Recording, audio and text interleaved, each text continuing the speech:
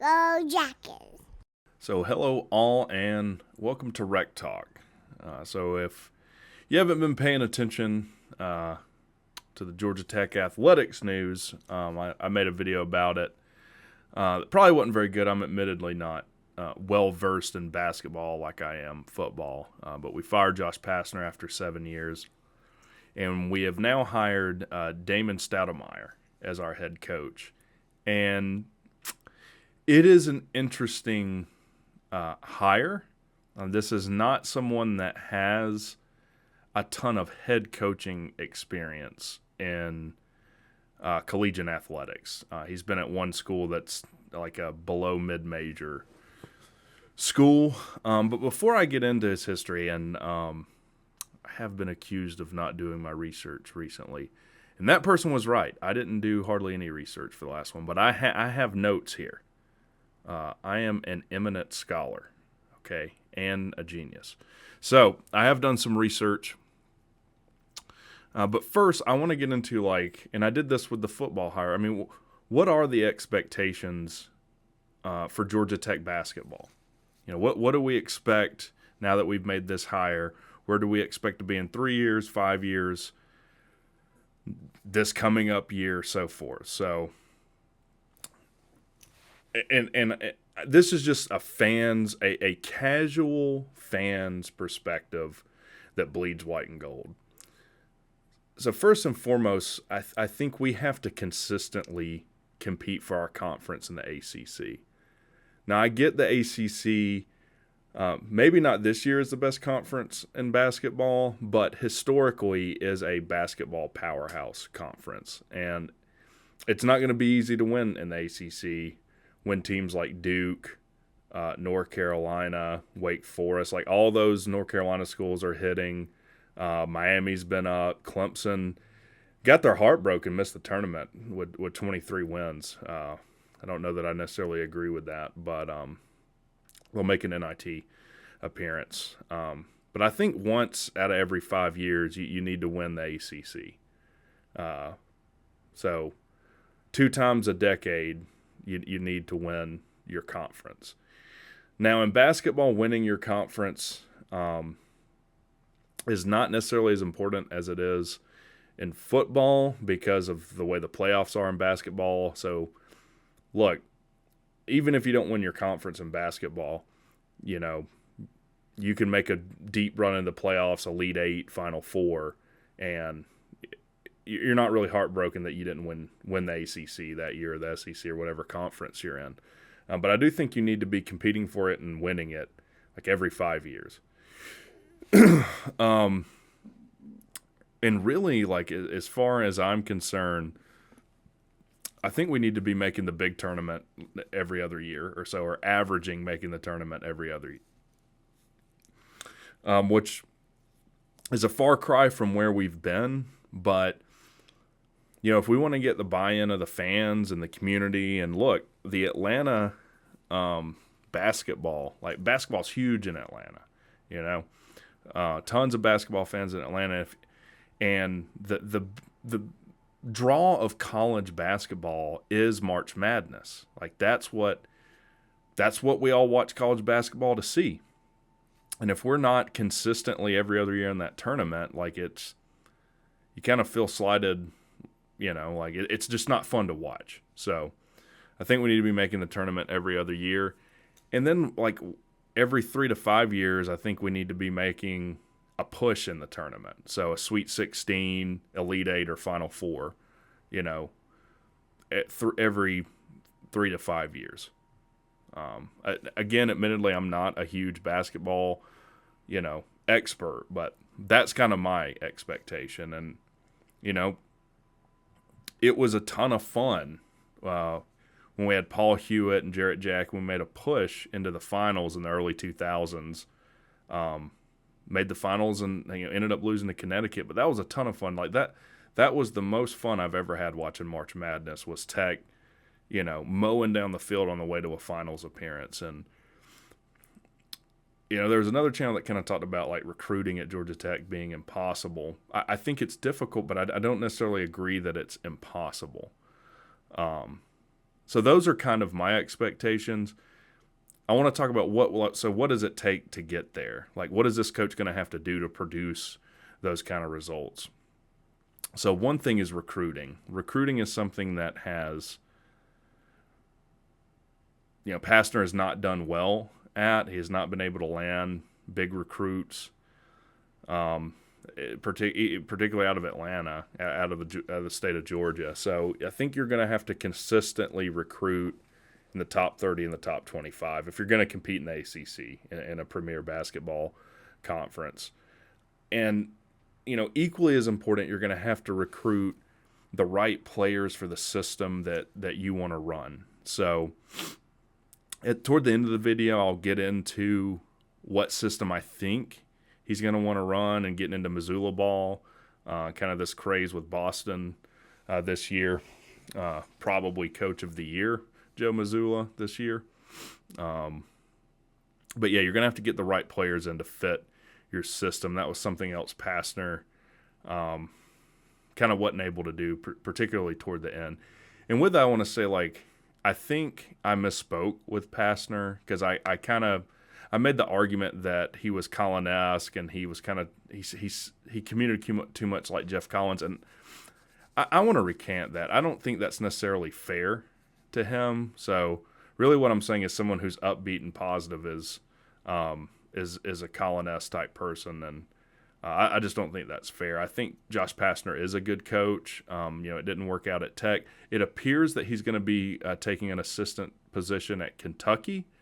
That's kind of the rumblings I'm seeing on the internet at the moment, which tells you that, Kentucky is the premier SEC basketball school. Tells you that he's probably a pretty good coach and a decent recruiter. Maybe he just wasn't. He didn't have what it takes to recruit at Georgia Tech. I don't know, but I don't think that's fair. So the other thing is, and that's what's interesting with this hire, Stoudamire's NBA experience, is I think we've really got to start developing kids for the NBA. And it's a similar thing that we're going to have to do on the football side, but I think if you really want to recruit, crank the recruiting up, you got to start putting some kids in the NBA and developing them and putting them in a position to get drafted. So there's only 3 rounds in the NBA. It's tough to find a spot on a squad somewhere, but it's really important in recruiting to say, hey, you see this kid playing in the NBA? I coached him. He came here. That's big. Other thing is he's going to have to get buy-in from the locker room. And that will take time, but everyone's going to have to buy in to his system and his vision and what he wants to do. If you can't get buy-in of the locker room, it's just not gonna. You're not going to be able to achieve any of these goals, any of these expectations. For instance, that's something Collins lost on the football side toward the end, where we started seeing people transfer out. And coaches leaving, like Coleman leaves and comes back in the span of a year and a half. And the other thing that's not 100% on Damon is we have got to get our NIL structured and set up well. I think that we are light years behind, particularly in basketball, where other teams in the ACC are on the NIL side. Luckily, I think we have the right AD and Jay Batt to get that going. And I'm not going to go into my dealings with the NIL, but my opinion is it could be much improved just from the experience I've had with it. So with that being said, the expectations, what we need to do to get there. So who is Damon Stoudamire? Who is this guy? So one thing I can tell you is he was a hell of a player. So he played for Arizona. He was a first-team consensus All-American point guard in 1995. And his weaving path with Pastner is actually kind of interesting. So I think Pastner came in and played from 96 to 2000. So Pastner actually played at Arizona as well in the following 4 years after Stoudamire left. He was also a Pac-12 Player of the Year. His junior year, he made a Final Four appearance. And check this out. This is going to play into the style I think he wants to run of basketball at Georgia Tech. He's first all time in Arizona for 3 points made at 272. He's second total in points at 1,849, and he's fourth in assists at 663. So had a heck of a collegiate career. He was the 7th overall pick in the 95 NBA draft to the Toronto Raptors, and ended up being Rookie of the Year that year. Now, other interesting thing that I wanted to note is he was actually booed when he was drafted by the Raptors. The fans wanted to draft, I think, a guy from UCLA. Pretty sure he's from UCLA, Ed O'Bannon. That's who everyone wanted. They ended up drafting Stoudamire, and everyone booed. And in the article that I read, he said that, it didn't really bother him, and it just motivated him to play better, and he ended up winning Rookie of the Year. So it didn't seem to affect him that much. Which, side note, booing a draft pick is really dumb. I don't know why you do it. Philadelphia is really good at that. The Jets are really good at that. Don't do it. He was nicknamed Mighty Mouse in his playing days because he's a 5'10" point guard. I feel like you don't see too many people under 6 feet in the NBA anymore. And you even have like really tall, like 6'5", 6'8" point guards sometimes now. But he has like a Mighty Mouse tattoo, and he was nicknamed Mighty Mouse for just intense his play was and kind of his size. He actually set the record at the time for 3 points by a rookie. It's been broken several times since, but note that every time I talk about 3 points, kind of stash that in the back of your head when we talk about Missoula ball and what style I think we're going to play. So yeah, he had an illustrious, or not illustrious, he had a lengthy 13-year NBA career. He had one finals run, ended up losing to the Lakers, and a heartbreaker 3-4. But yeah, a ton of experience in the NBA as a player. So in his coaching career, which really started in 2009, he was an assistant for the Memphis Grizzlies. And I'm going to kind of go detailed through here because he only has been a head coach in college. Well, he's only been a head coach, period, once. So he starts off with the Memphis Grizzlies as an assistant. He's there, starts in 2009. 2011, he comes to the Memphis Tigers, which is who was the head coach of the Memphis Tigers in 2011? It was Josh Pastner. So really he comes out of the Josh Pastner coaching tree. Another interesting thing that year is they were able to get, they were able to land a 5-star recruit that year at Memphis, which I think is impressive. So I kind of put that in the back of my head too. I don't know how much he was involved with recruiting that kid, but he was on a staff at Memphis that landed a 5-star Mr. Basketball.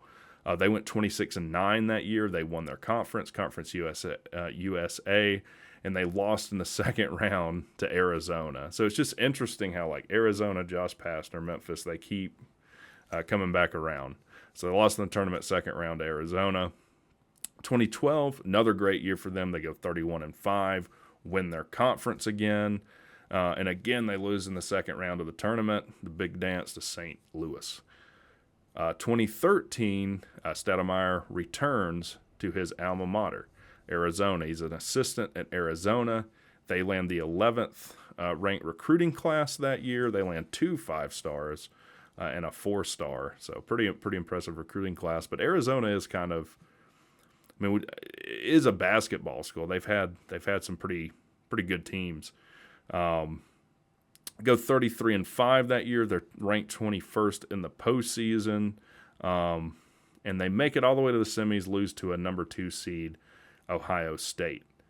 2014, they have the number 3 recruiting class in the country. So they had 1 5-star, 3 4-stars, and 1 3-star in that number 3 recruiting class in 2014. They go 34-4. They win the Pac-12 that year. and they made the Elite Eight to lose a heartbreaker to the number 1 seed Wisconsin in a 1-point overtime loss. So at Arizona, like he was on some really good teams, and he was on some teams that were able to recruit very, very well. Again, I don't know how much he was involved with landing recruits, but he was involved 100%, especially being a former NBA 13-year tenured player. I would think that's a huge advantage as a coach to say, hey, I played in the league. Let me tell you what it takes to get to the NBA if that's what your goal is, which, if you remember, was one of the things we said this coach was going to need to be able to do.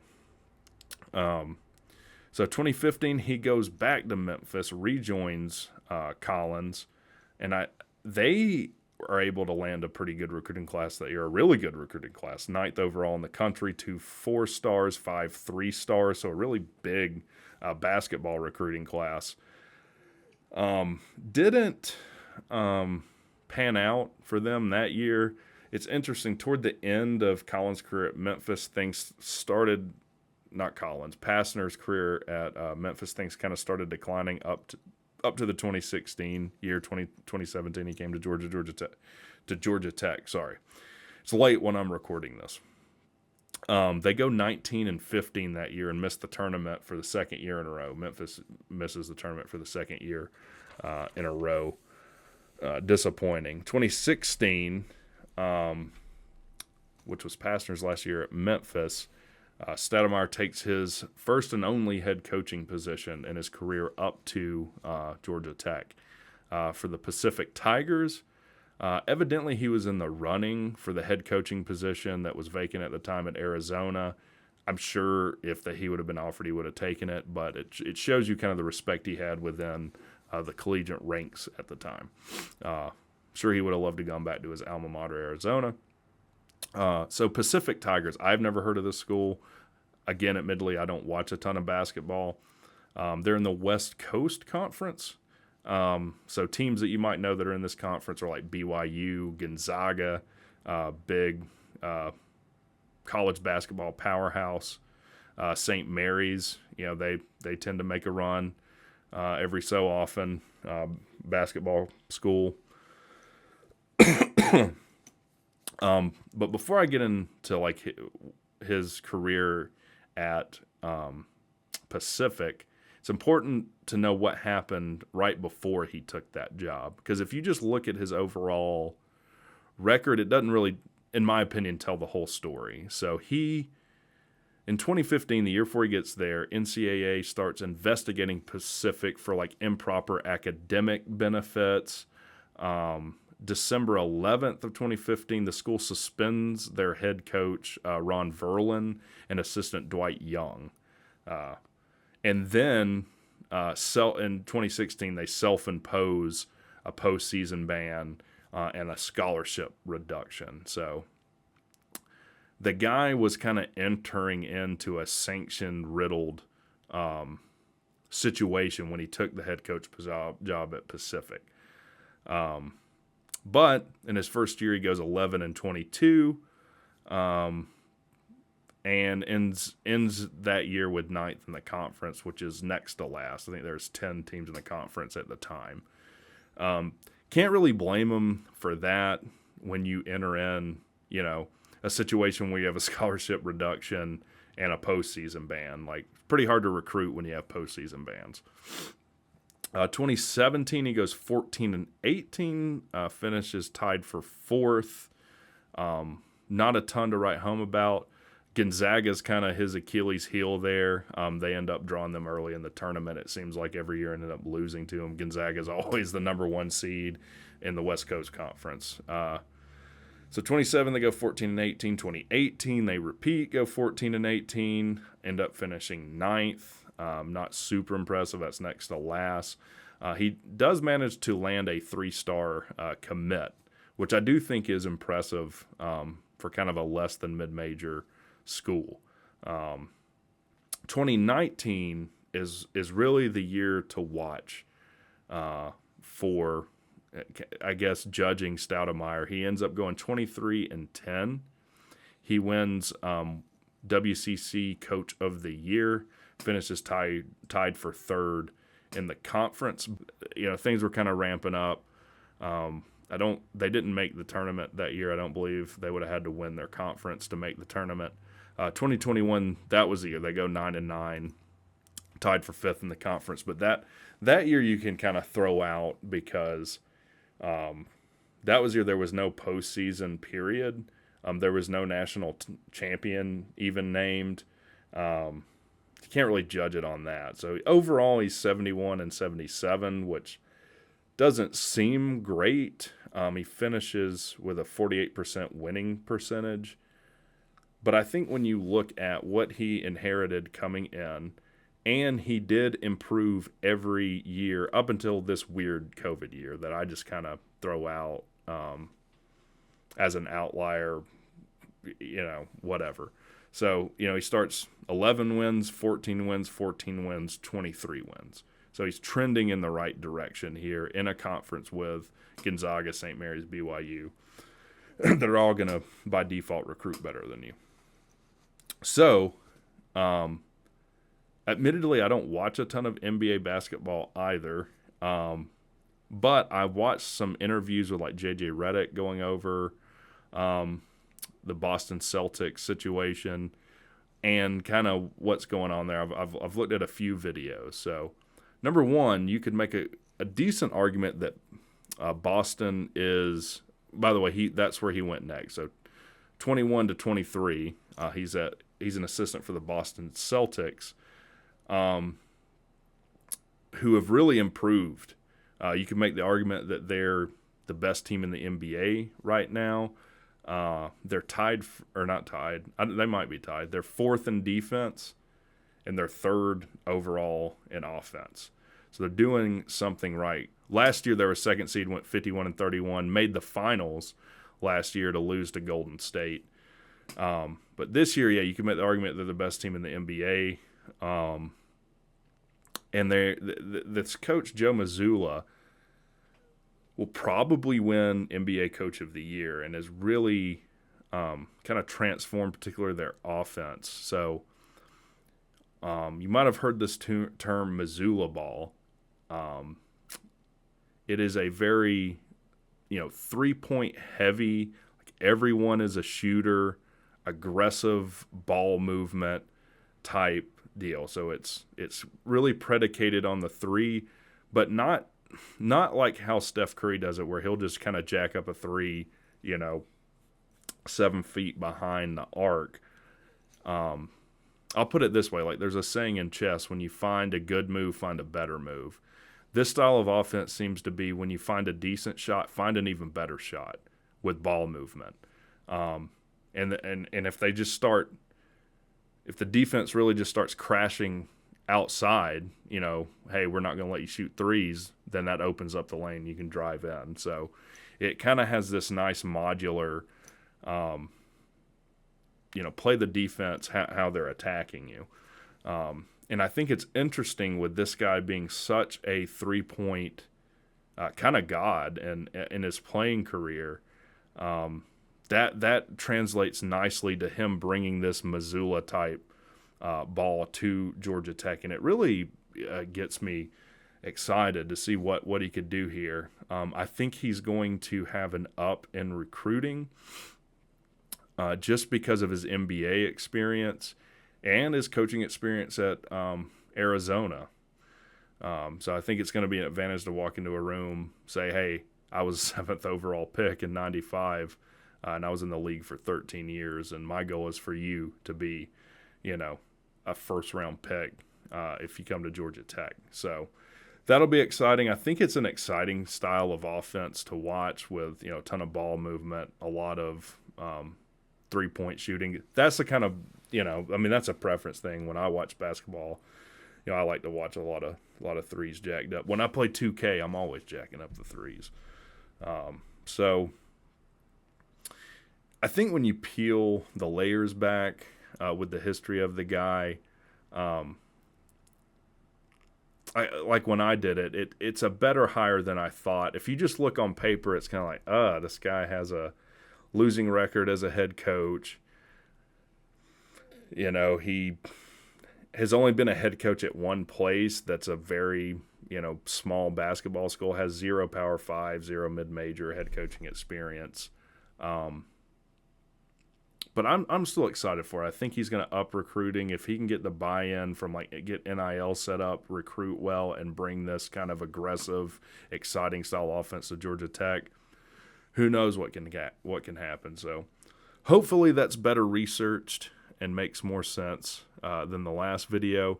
But tell me what you think. Do you like the hire? Do you think Tech made a mistake here, really missed the mark? Are you excited for Georgia Tech basketball coming up next season? Let me know what you think in the comments, and I'll see you guys later.